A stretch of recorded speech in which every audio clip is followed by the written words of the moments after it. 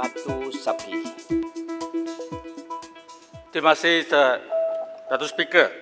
Batu Sapi minta Perdana Menteri menyatakan adakah kerajaan bercadang memperkenalkan undang-undang khas seperti Administration of Justice Protection Act 2016 di Singapura bagi mengenangi kes-kes menghina mahkamah yang kiat meningkat terutamanya di media sosial secara lebih efektif. Terima kasih. Yang berhormat Menteri, 3 minit. Assalamualaikum warahmatullahi wabarakatuh. Salam sejahtera. Terima kasih sahabat saya, mantan Menteri Undang-Undang Batu Sapi.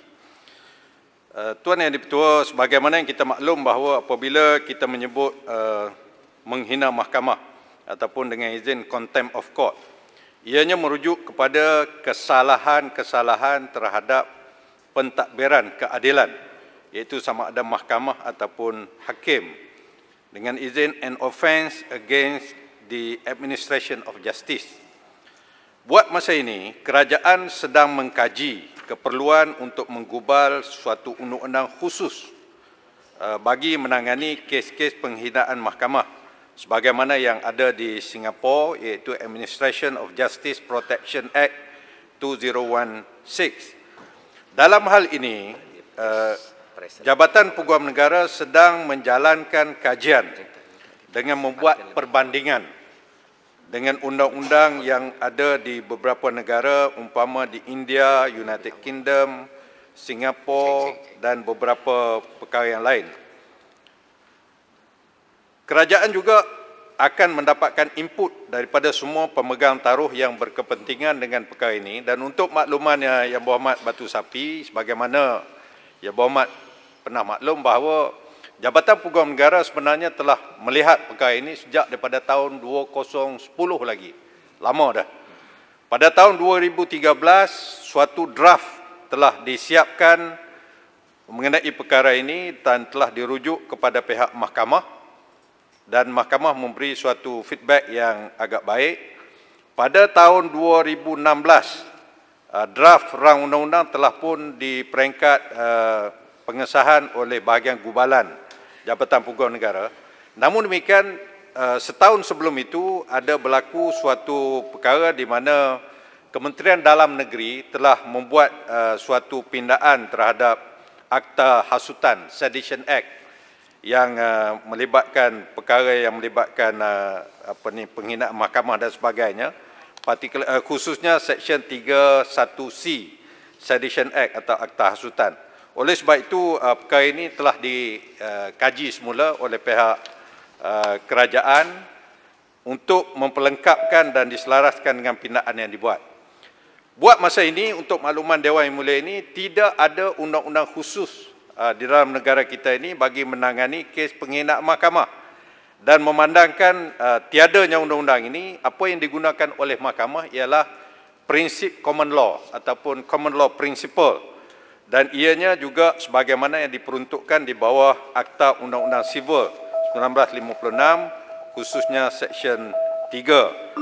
Di samping beberapa peruntukan lain, umpamanya perkara 126 perlembagaan dan Seksyen 13 Akta Mahkamah Kehakiman 1964. Terima kasih. Terima kasih Menteri. Sila soalan tambahan pertama, Batu Sapi, 30 saat.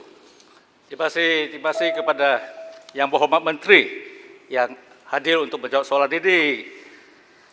Terima kasih atas jawapan, dan saya menunggulah pihak Kementerian untuk memperkenalkan undang-undang yang telah pun dicadangkan oleh pihak kerajaan. Soalannya, Datuk Speaker, perbuatan menghina mahkamah ini kita terlihat baru-baru ini menjadikan satu nomor baru dalam kerajaan Perikatan Nasional GPS ini, di mana kita dapat lihat ramai yang telah pun mengambil peranan dalam Twitter untuk mengatakan ini dan itu terhadap penhakiman mahkamah baru-baru ini mengenai seorang ahli parlimen. Dan juga pada masa yang sama, dalam satu kenyataan Twitter, kita juga dapat lihat Yang Berhormat Menteri yang duduk di sana telah pun mengatakan dengan menteri-menteri yang lain, Menteri Air, Menteri Duta Bertaraf Menteri ke Timur Tengah dan juga Menteri Komuniti bersama-sama dengan ahli parlimen Pekan, Soalannya di mana begini. beliau mengatakan there may be times when we are powerless to prevent injustice, but there may never be a times when we fail to protest. Jadi dengan kenyataan yang dibuat oleh seorang Twitter yang dinamakan Ramesh Rao AKS yang telah pun dilaporkan akan diminta memberikan penjelasan kepada pihak polis pagi ini. Jadi saya ingin penjelasan daripada Yang Berhormat Menteri, sama ada Yang Berhormat Menteri punya kenyataan ini bercanggah dengan prinsip undang-undang yang telah pun dikatakan tadi menggunakan common law konsep, ya. Dan juga penjelasan sama ada ini adakah satu double standard, di mana aspek perundangan antara menteri undang-undang tersebut dengan individu. Soalan dah diberikan tadi. Ya, sila. Terima kasih. Sila Menteri. Lilai.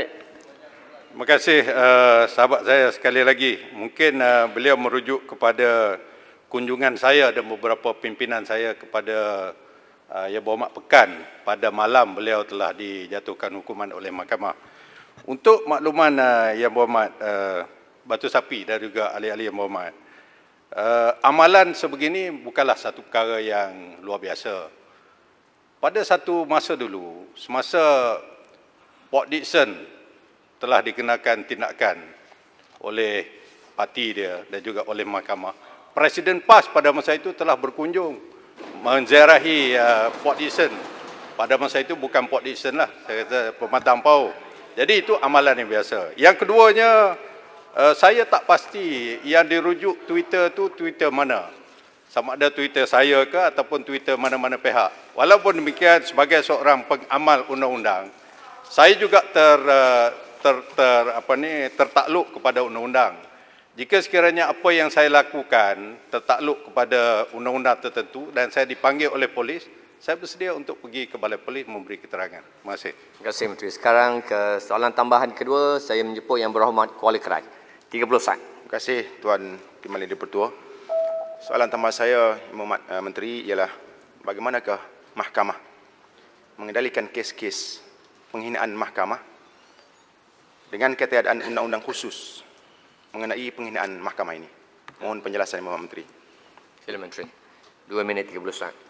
Tuan Dipertua, terima kasih sahabat saya Kuala Krai. Sebagaimana yang saya sebutkan tadi bahawa buat masa ini dalam negara kita tidak ada undang-undang khusus mengenai kesalahan penghinaan mahkamah ini.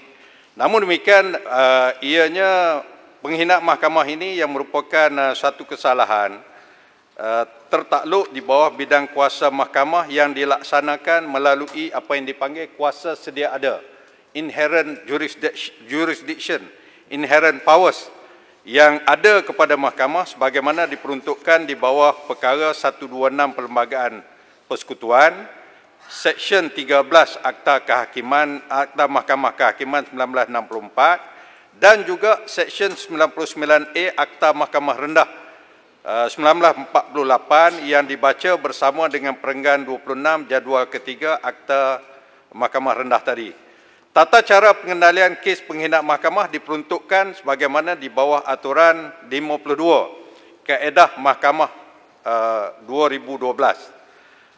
Pada masa yang sama, kes penghinaan mahkamah ini dikendalikan berdasarkan kuasa sedia ada tadi dan menggunakan apa yang saya sebut tadi, prinsip common law ataupun prinsip undang-undang common law itu sendiri. Dan antara contoh, ini untuk mempermudahkan penjelasan, antara contoh kes penghinaan mahkamah yang telah dikendalikan oleh mahkamah berdasarkan inherent powers ini dan juga common law principle dengan izin adalah antaranya satu kes yang diputuskan tahun 2012, kes Hoslan bin Hussein melawan Majlis Agama Islam Wilayah Persekutuan, Mahkamah Persekutuan, di mana tertuduh telah mengeluarkan kata-kata yang tidak wajar kepada mahkamah dan membaling kasut ke arah hakim. Jadi beliau telah didapati menghina mahkamah. Yang keduanya, kes Zaino Zakaria versus Public Prosecutor, di mana seorang peguam Zaino Zakaria telah memfailkan affidavit yang diikrarkan oleh tertuduh yang menuduh bahawa berlakunya pemalsuan keterangan terhadap tertuduh. Dan dalam kes yang ketiga, kes yang terbaru tahun 2019 yang melibatkan seorang peguam bernama Arun Kasih. Arun Kasih telah membuat kenyataan media di dalam satu penerbitan aliran, NGO aliran yang menyentuh mengenai keputusan Mahkamah Persekutuan, dan dalam kenyataannya peguam ini menyatakan bahawa demi kepentingan awam beliau telah membuat laporan kepada SPRM untuk menyiasat serius anomali dalam keputusan Mahkamah Persekutuan, dan beliau telah dihukum denda 40,000 dan penjara selama 30 hari. Itu kes-kes yang ada dalam negara kita. Terima kasih. Terima kasih Yang Berhormat Menteri.